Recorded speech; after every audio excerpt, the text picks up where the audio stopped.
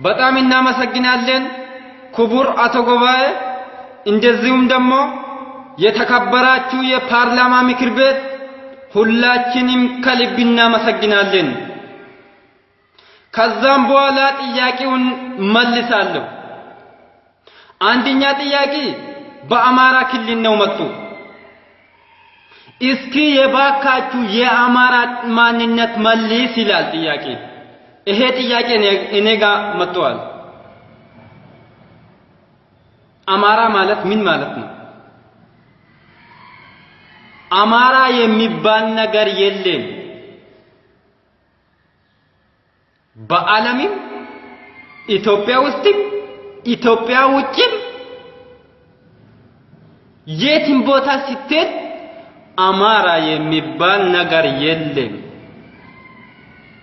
ይሄ ጥያቄ እኮ በፊት መንግስቱ ኃይለ ማርያም ተመልሶ ነበር።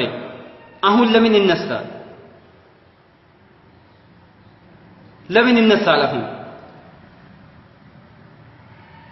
ብዙ ሰው እኮ አማራ ህዝብ ከየት መጡ ይላል። አማራ ህዝብ በፊት በእስራኤል ሀገር ነው መጡ።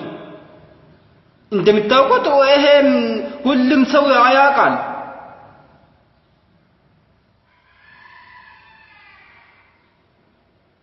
እዚህ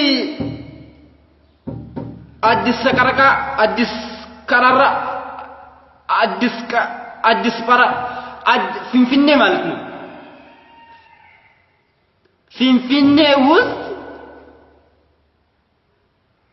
80% ሌላ ብሔረሰብ ነው። ሌላ ብሔረሰቦች ነው። ግን አማራ ህዝብ ሁሉም አማርኛ ስለተናገረ ይሄ አማራ ነው፣ ይሄ አማራ ነው፣ ይሄ አማራ ነው ይላል። አማራ ህዝብ እነሱ ጠላታችን ራሱ አላቂም። ሁሉም ሰው አማርኛ ስለተናገረ ይሄ ወገናቻችን ይሄ አማራ ህዝብ ይላል።